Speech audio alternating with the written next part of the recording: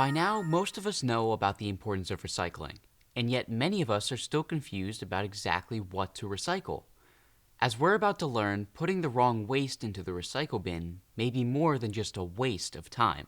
It can actually be harmful. To recycle or not to recycle? That is the question. And it's a rather confusing question. As a result, Americans are often putting the wrong items into their recycling bins. Or they're just not bothering to recycle. Either way, we're falling far short. Let me do the math for you. We Americans use about 46 million tons of plastic a year. I know, that's a hard number to wrap your head around. So, look at it this way. The Empire State Building weighs about 365,000 tons. To equal that 46 million tons of plastic we use each year, you'd need the combined weight of 126 Empire State Buildings. But here's the really bad news. Of all that 46 million tons of plastic, new research shows that we only recycle about 5%. That's equal to the weight of just 6 of those Empire State Buildings. Clearly, we're not doing a good job. Not recycling enough is a problem, but recycling the wrong items can be an even bigger problem. So let's get some advice from an expert. Todd Reese works at TerraCycle. They're a waste management company located in New Jersey. When it comes to recycling plastics, what's the biggest misconception? One of the biggest misconceptions with recycling plastic is that people see the recycling symbol and they think that that means that it's recyclable. But in reality, the arrow symbol that are on most plastics designates the resin type, which is the type of plastic, not necessarily that it can be recycled. That's really interesting. Depending on where you live, regulations vary on what can be recycled, but most communities will accept plastics marked with a 1 or a 2, right? Correct. Most municipalities will accept number 1s and number 2s in their curbside recycling programs. Number 1 is PET, which are generally used for water bottles and soda bottles.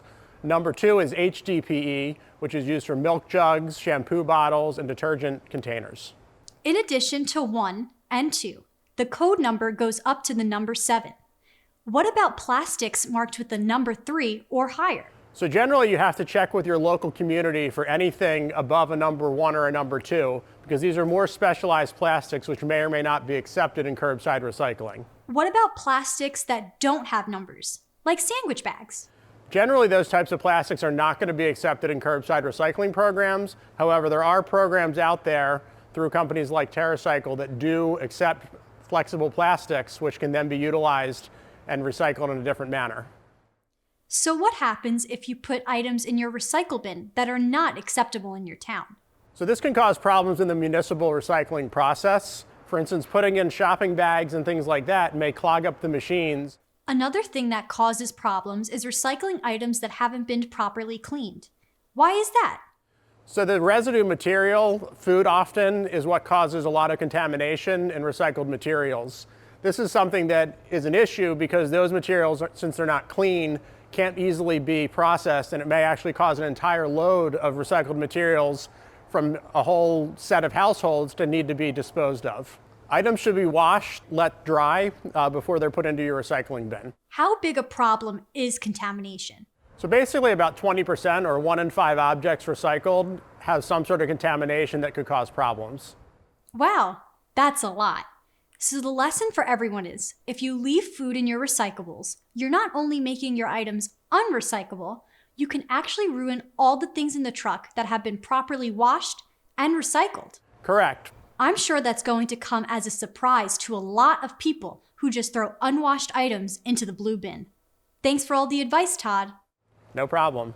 In 2022, the Biden administration signed a major bill to improve America's infrastructure.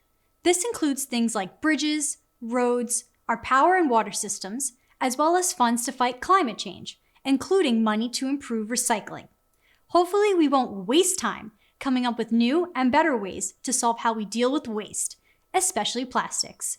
For Teen Kids News, I'm Ava.